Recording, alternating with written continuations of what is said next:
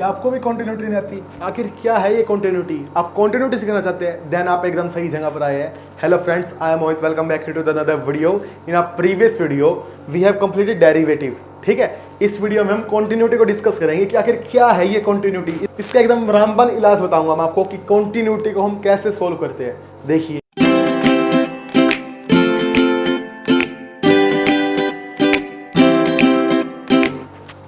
For example मेरे को कोई भी फंक्शन गिवन है एफ ऑफ एक्स।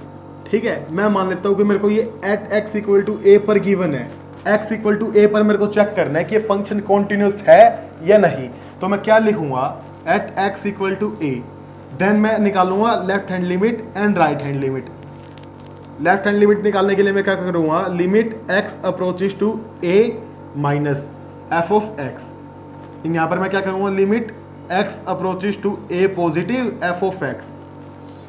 अब आप कहोगे सर लेफ्ट हैंड लिमिट भी निकाल ली हमने, राइट हैंड लिमिट भी निकाल ली, लेकिन फंक्शन कंटिन्यूस कब होएगा ये बताइए ना। देखिए मैं आपको बताता हूं, अगर left hand limit is equal to right hand limit आती है हमारी, for example left hand limit मेरी आ गई 5 एंड राइट हैंड लिमिट मेरी आ गई 5। ठीक है, एंड जो भी मेरे को पॉइंट दिया है, मैं इस पॉइंट को अगर फंक्शन में डायरेक्ट सब्स्टिट्यूट करता हूं, वो भी मेरे पास आ गया 5। मीन एफ ऑफ ए भी मेरे पास क्या आ गया? 5 is equal to f of a. तो हमारा फंक्शन क्या हो जाएगा? कॉन्टिन्यूअस। देखिए फ्रेंड, ये बेसिक है हमारे पास, मैं आपको एकदम अच्छे से एक्सप्लेन करूंगा क्वेश्चन की हेल्प से। फिलहाल के लिए आप बस देखते जाइए। अभी मैं इससे नेक्स्ट आपको बताता हूं कि मैंने लेफ्ट हैंड लिमिट क्यों निकाली, राइट हैंड लिमिट क्यों निकाली, यानी किन किन कंडीशंस पर मैं इन दोनों लिमिट का यूज करूंगा एंड किन कंडीशन पर मैं इन दोनों लिमिट का यूज नहीं करूंगा। देखिए, अब चलो कॉन्टिन्यूस का तो हमको पता लग गया कि कॉन्टिन्यूस कब होएगा। अब डिसकॉन्टिन्यूस कब होएगा ये देखिए। अगर left hand limit is not equal to right hand limit आती है हमारी, तो मेरे पास फंक्शन क्या हो जाएगा? Discontinuous. But mind it, at x equal to a जो भी मेरे को पॉइंट दिया मिलेगा उस पर डिसकॉन्टिन्यूस होएगा। ठीक है, यहां पर भी जो फंक्शन कॉन्टिन्यूस होएगा किस पर होएगा? एट एक्स इक्वल टू ए पर। ए पर कॉन्टिन्यूस है। ठीक है, यहां पर हमारा फंक्शन क्या होगा? डिसकॉन्टिन्यूस। ऐसी कंडीशन अगर हमारे पास बनती है, means left hand limit not equal to right hand limit आती है, देन इस टाइप की डिसकॉन्टिन्यूटी को हम क्या बोलते हैं? Non removable discontinuity. मीन्स ऐसी कॉन्टिन्यूटी को हम रिमूव नहीं कर सकते। एंड एक टाइप की कॉन्टिन्यूटी हो रहा है जिसको हम रिमूव कर सकते हैं।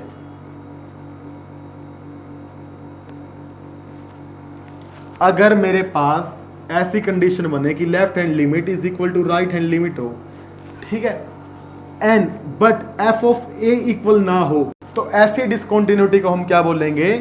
Removable discontinuity.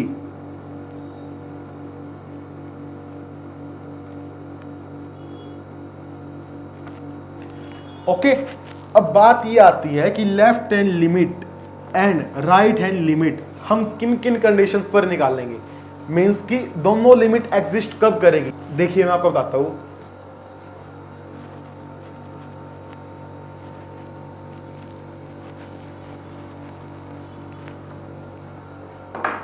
फर्स्ट तो हमने बात कर ली कॉन्टिन्यूस फंक्शन की, कि फंक्शन कॉन्टिन्यूस कब होएगा कब नहीं होएगा, इसकी बात हमने कर ली। सेकंड टॉपिक हमारे पास क्या आता है? Existence of both limit, mean दोनों लिमिट कब एग्जिस्ट करेगी। इसकी हमारे पास 3 कंडीशन है। फर्स्ट, कि अगर हमको मॉड्यूलस फंक्शन दिया मिले, मीन एफ ऑफ एक्स क्या गिवन मिले? Mode of x. सेकंड, अगर मेरे को ग्रेटेस्ट इंटीजर फंक्शन गिवन मिले, मीन एफ ऑफ एक्स क्या हो? हमारा ग्रेटेस्ट इंटीजर फंक्शन। इसको भी मैं आपको एकदम डिटेल में एक्सप्लेन करूंगा कि GIF mean greatest integer function हमारे पास क्या होता है एंड मॉड्यूलस फंक्शन क्या होता है एंड इनकी प्रॉपर्टीज क्या होती है। ओके, एंड थर्ड, अगर मेरे को कहीं पर भी इनइक्वालिटी के साइन मिल जाए, means less than, greater than, less than equal to, greater than equal to, अगर मेरे को कहीं पर भी इनइक्वालिटी के साइन मिलते हैं, देन दोनों लिमिट का यूज मेरे को करना पड़ेगा। ठीक है, अब बात आती है कि लिमिट को हम रिमूव कैसे करेंगे, means how can we remove the limit. देखिए हर चीज, लिमिट को रिमूव हम किस किस टाइप से कर सकते हैं। First, factorization. Second rationalization, third direct substitution,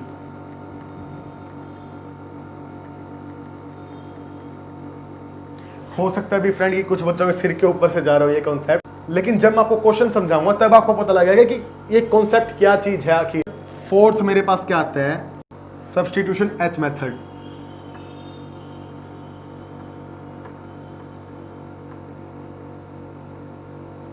and fifth, अगर मेरे को ये गिवन मिले limit x approaches to 0 sine x upon x, तो मैं इसको 1 लिखूंगा।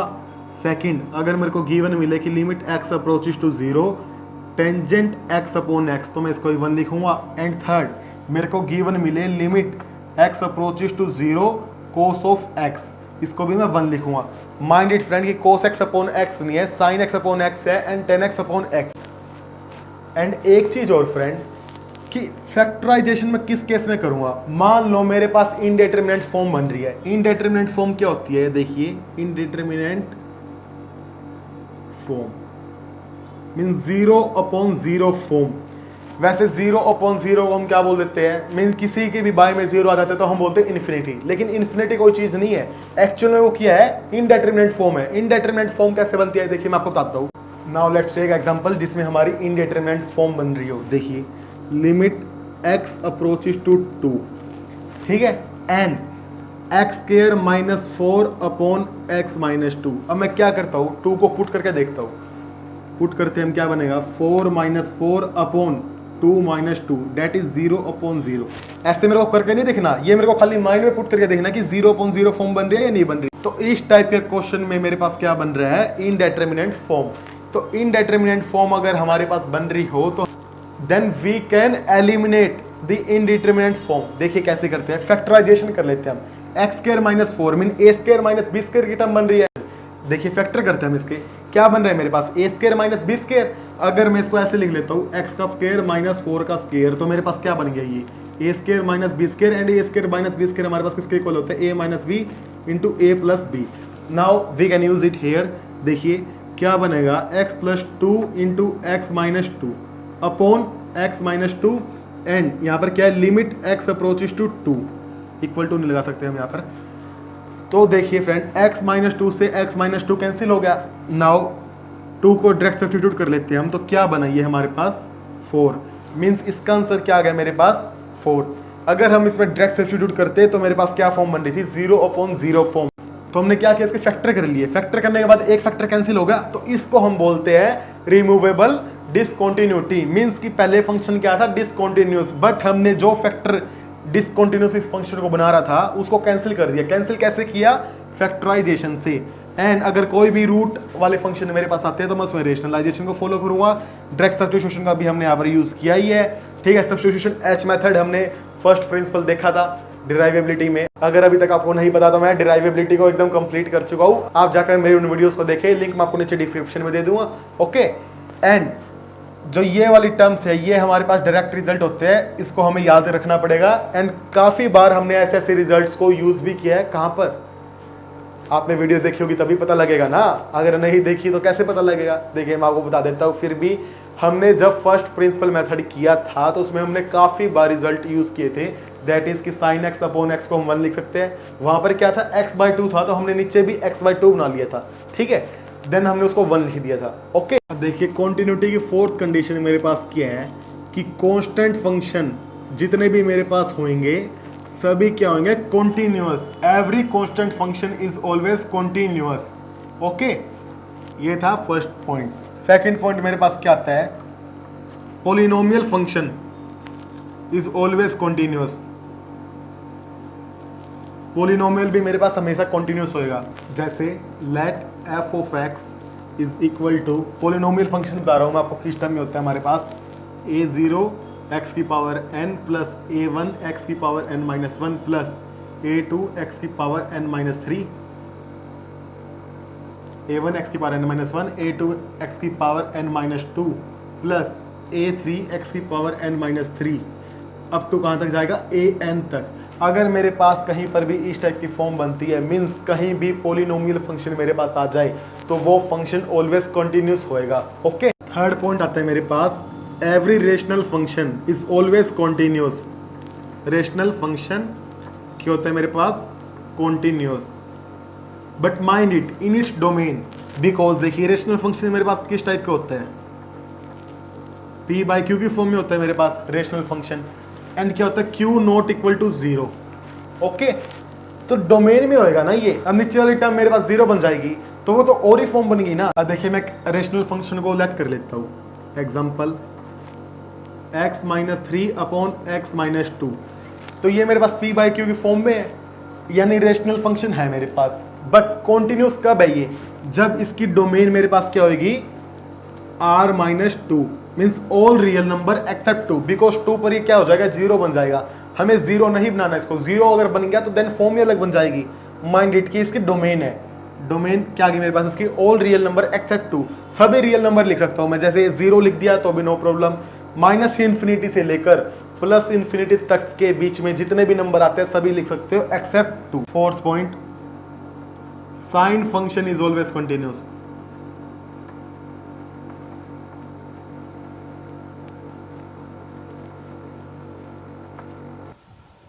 Sign, cos, tangent, cot, secant, cosecant, mean मेरे पास जितने भी ट्रिग्नोमेट्रिक रेशियो है सभी के सभी कॉन्टिन्यूस होते हैं। कैसे होते हैं? एक मैं आपको करके समझा देता हूं, बाकी क्या खुद से कर लेंगे। नेट कर लेता हूं मैं, f of x is equal to sin x। Okay, अब पॉइंट मान लेता हूं मैं सभी रियल नंबर का, let x equal to a and a belong to r। मैं तो सभी जितने भी रियल नंबर है मेरे पास, मैं सभी पॉइंट पर चेक कर लेता हूं कि फंक्शन कॉन्टिन्यूस है या नहीं, क्योंकि हमने क्या किया? साइन फंक्शन ऑलवेज, यहाँ पर वर्ड हमने क्या लगा दिया? ऑलवेज, इसीलिए हम यहाँ पे सभी के ऊपर चेक करेंगे, सभी पॉइंट्स के ऊपर। तो ये मेरे पास क्या बनाता है? Limit x approaches to a, f of x limit x approaches to a sin of x, and इसको बताने के बाद ये मेरे पास क्या बनेगा? मीन अगर मैं लिमिट हटाऊंगा तो x की जगह पर a सब्स्टिट्यूट करूंगा तो क्या बन गया मेरे पास? sin of a, and f of a मेरे पास क्या है? अगर मैं x की जगह पर a पुट करता हूं तो भी बन जाएगा मेरे पास sin a, means limit x approaches to a, f of x is equal to f of a is equal to sin a। वही बात आ गई ना, जैसे हमने वहां पर क्या डिस्कस किया था स्टार्टिंग में, left hand limit is equal to right hand limit is equal to f of a। तो यहां पर मेरे पास क्या बन रहा है? f of x is equal to f of a, दोनों किसके बराबर बन रहे हैं? sin a के। Okay, that's why this function is always continuous for all real number. In this similar manner, we can derive the continuity for cos, sin, cot, secant, cosecant. Correct? अब fourth के बाद fifth point आता है मेरे पास। देखिए friend, fifth point से पहले मैं आपको एक बात और समझा देता हूँ कि ये जितने भी ट्रिग्नोमेट्रिक रेशियोज है हमारे पास, ये सभी अपने डोमेन में है, मीन सभी अपने डोमेन के अंदर कॉन्टिन्यूअस है। ओके, इसको याद रखना। फिफ्थ क्वेश्चन आता है मेरे पास कि identity function is always continuous. Identity always continuous बनेगा। 6 point, composition of two function is always continuous.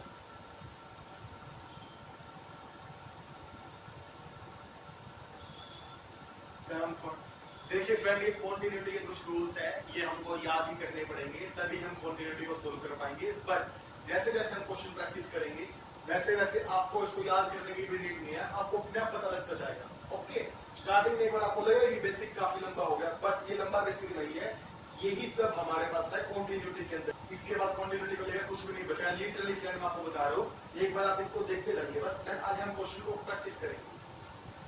7 point मेरे पास आता है addition, subtraction, multiplication and division.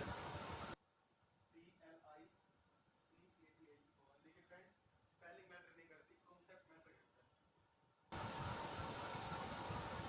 है। Addition, subtraction, multiplication and division of two continuous function is always continuous. Okay, अब देखिए friend, मेरे को f of x कोई भी कॉन्टिन्यूअस फंक्शन दिया हुआ है एंड g of x भी कोई कॉन्टिन्यूअस फंक्शन दिया हुआ है, तो f प्लस g मेरे पास क्या आएगा? F minus g f into g and f upon g. देखिए अभी देखते हैं f of x plus g of x, ये भी मेरे पास कॉन्टिन्यूस बनेगा क्योंकि मैंने आपको बताया ना addition subtraction multiplication and division, तो सभी हमारे पास कॉन्टिन्यूस बनेगा। ये कैसे बनेगा f of x minus g of x f of x into g of x and ये क्या बनेगा f of x upon f of g, g not equal to zero. ये याद रखना हमें कि अपने डोमेन के अंदर कॉन्टिन्यूस बनेगा। ओके, जितने भी हमारे पास डिवाइड वाले आएंगे ना सभी में हमको एक चीज एक्स्ट्रा देखनी पड़ेगी कि उसकी डोमेन के अंदर कॉन्टिन्यूस बनेगा वो। ओके, 8th पॉइंट आता है फ्रेंड मेरे पास, modulus function is always continuous. अब मॉड्यूलस की बात आई है तो मेरे को उसका ग्राफ भी देखना पड़ेगा एंड काफी चीजें देखनी पड़ेगी। मॉड्यूलस फंक्शन ग्राफ आते हैं मेरे पास इस टाइप का, एंड एफ ऑफ मॉड्यूलस को हम डिस्क्राइब कैसे करते हैं, f of x is equal to mod of x, and इसका मोड हटाने के लिए हम दो चीज करते हैं फ्रेंड। देखिए एक तो बनेगा माइनस एक्स, एक बनेगा प्लस एक्स। माइनस एक्स कब बनेगा जब एक्स लेस देन जीरो होगा एंड एक्स कब बनेगा जब x is greater than zero होगा। देखिए दोस्तों, जिन लोगों को नहीं पता मैं आपको बता देता हूँ, मॉड्यूलस फंक्शन माइनस को भी प्लस बना देता है। जैसे -2 लिख दे हम मोड के अंदर तो इसका आंसर क्या आएगा 2, एंड 2 का भी आंसर मोड के अंदर क्या आएगा 2। मींस कि मॉड्यूलस फंक्शन नेगेटिव को खत्म कर देते हैं। तो ये हमारे पास मोड का रूल है कि मोड को हम कैसे हटा सकते हैं। अब मैंने आपको चलो ये बता दिया कि मॉड्यूलस फंक्शन हमेशा कॉन्टिन्यूअस है, तो कैसे है यही तो देखना है ना। देखिए मॉड्यूलस फंक्शन कॉन्टिन्यूअस कैसे है, मैंने मोड के लिए दो कंडीशन डिस्क्राइब की है। यहाँ पर इक्वल टू क्या आएगा, मैंने मोड के लिए दो कंडीशन डिस्क्राइब की है कि अगर माइनस एक्स आएगा जब एक्स मेरे पास 0 से छोटा होगा एंड प्लस का एक्स आएगा जब मेरे पास एक्स 0 से बड़ा होगा। अब मैंने आपको क्या बताया कि मॉड्यूलस फंक्शन हमेशा कॉन्टिन्यूअस होता है। कैसे होता है यही देखना है ना। एंड मैंने मोड के लिए दो कंडीशन डिस्क्राइब की है, minus x and plus x. देखिए इसको देखते हैं, when x is greater than 0 then f of x मेरे पास क्या होगा प्लस x। देखिए अब मैं क्या लिखूंगा, because f of x is an identity function, क्योंकि x के identity function and identity function is always continuous. ये कहां से पता लगा हमको आइडेंटिटी फंक्शन कॉन्टिन्यूअस होता है,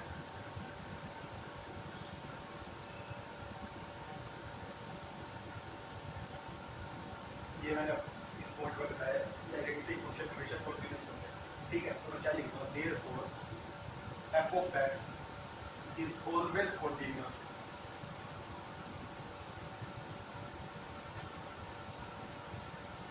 for x is greater than 0। देखिए मैंने आपको क्या कहा कि हमेशा कॉन्टिन्यूअस है, हमेशा मतलब हर पॉइंट पर हर जगह।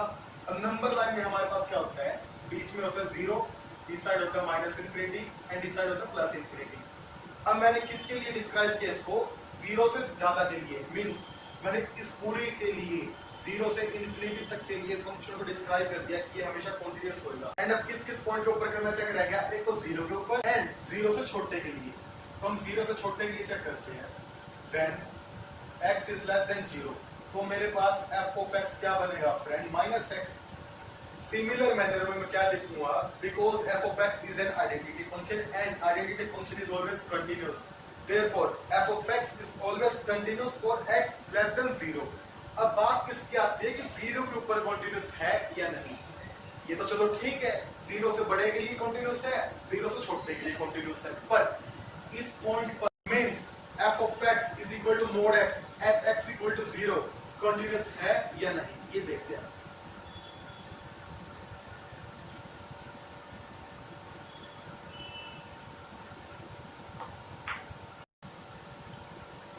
देखिए फ्रेंड, मैंने आपको एक चीज बताई थी कि हमें अगर मोड फंक्शन दिया है एंड हमें किसी पॉइंट के ऊपर चेक करना है तो हमको दोनों लिमिट का यूज करना पड़ेगा।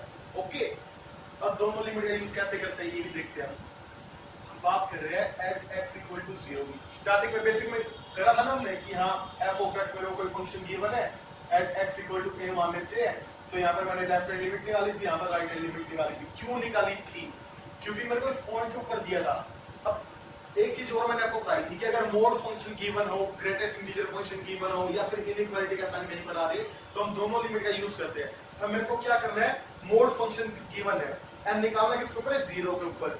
तो मैं दोनों लिमिट का यूज करूंगा। देखिए पहले मैं निकालता हूँ लेफ्ट हैंड लिमिट, यहाँ पे मैं लिख लेता हूँ right hand limit. Left hand limit कैसे निकालूंगा मैं, limit x approaches to a negative f of x।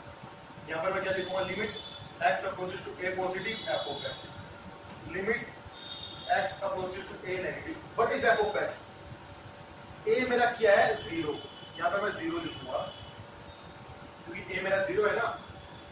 And zero से छोड़ने के लिए हमने मोड को क्या डिस्क्राइब किया है, माइनस एक्स। तो मैं यहाँ पर क्या लिखूंगा, माइनस एक्स। अब यहाँ पर हम क्या कर रहे हैं, जीरो से बड़े के लिए मैंने मोड एक्स को क्या डिस्क्राइब किया है, प्लस एक्स। तो मैं यहाँ पर क्या लिखूंगा, प्लस एक्स। अब हम क्या करते हैं, लिमिट को हटा लेते हैं। लिमिट कैसे हटेगी, डायरेक्ट सब्स्टिट्यूशन से। यहाँ पर क्या बना मेरे पास, जीरो। अब देखिए कुछ बच्चे कहेंगे माइनस जीरो बना, but zero is neither positive nor negative. ठीक है, जीरो जीरो होता है, ना पॉजिटिव होती ना नेगेटिव होती। यहाँ पर मेरे पास क्या बना, जीरो। अब एक चीज और, चलो ठीक है, left hand limit and right hand limit equal आ गई। एक चीज और क्या है, पॉइंट पर तो निकाल लेना अभी। अगर पॉइंट पर आती है तभी हमारे पास ये जो मैंने आपको बोला है मॉड्यूलस कॉन्टिन्यूअस होता है, ये वेरीफाई होगा। देखते हैं एफ ऑफ जीरो, जीरो पर मेरे पास क्या आएगा, फंक्शन एक्स। एंड मैं जब इसमें जीरो पुट करूंगा तो क्या बनेगा, जीरो। मतलब कि left hand limit is equal to right hand limit is equal to f of zero is equal to zero. ये कंडीशन बनी है ना। तो ये कंडीशन क्या डिस्क्राइब करती है, इसके बाद मैं यहाँ पे लिख दूंगा, therefore f of x is equal to mod x is always continuous for x belong to real number। हमने पूरी नंबर लाइन की बात कर ली ना, हमने सभी रियल नंबर की बात कर ली, इसलिए हमारे पास मॉड्यूलस फंक्शन हो गया, सभी रियल नंबर पर कॉन्टिन्यूस होएगा। ओके, देखिए फ्रेंड, यहाँ पर हमारे पास कॉन्टिन्यूटी खत्म हो जाती है। इसके बाद एक ग्रेटेस्ट इंटीजर फंक्शन बचता है, उसके लिए मैं अलग वीडियो बनाऊंगा। देन ग्रेटेस्ट इंटीजर फंक्शन करने के बाद हम 5.1 एक्सरसाइज को कंप्लीट करेंगे। 5.1 हमारे पास काफी लंबी एक्सरसाइज है, तो उसको हम 2 दिन बाद में कंप्लीट करेंगे। तो चलो उसके लिए तो कोई नहीं। अब बात आती है 5.8 कब करेंगे। 5.1 कंप्लीट होते ही हम 5.8 करेंगे। एंड जो मेरी पिछली वीडियोस को देखता है उसको ये भी पता होगा कि 5.2 में भी 2 क्वेश्चन हमारे पास रहते हैं। उसमें क्या है, एक में तो मोड है, मोड तो मैंने आपको एक्सप्लेन कर दिया है, एंड एक में जीआईएफ है, वो मैं नेक्स्ट वीडियो में एक्सप्लेन कर दूंगा। ओके, तब तक के लिए जुड़े रहिए हमारे channel study with educator mode के साथ। अगर आपको इस वीडियो में कोई भी डाउट है तो नीचे कमेंट करना ना भूले। एंड अगर अभी तक आपने वीडियो को लाइक एंड शेयर नहीं किया तो लाइक भी कर दीजिए, शेयर भी कर दीजिए, एंड चैनल को सब्सक्राइब करना बिल्कुल भी मत भूलिए, क्योंकि मैं आपके लिए रोज ऐसी वीडियोस लेके आता रहता हूं। तो दोस्तों बस मिलते हैं जल्दी नेक्स्ट वीडियो के साथ। Thank you for your patience.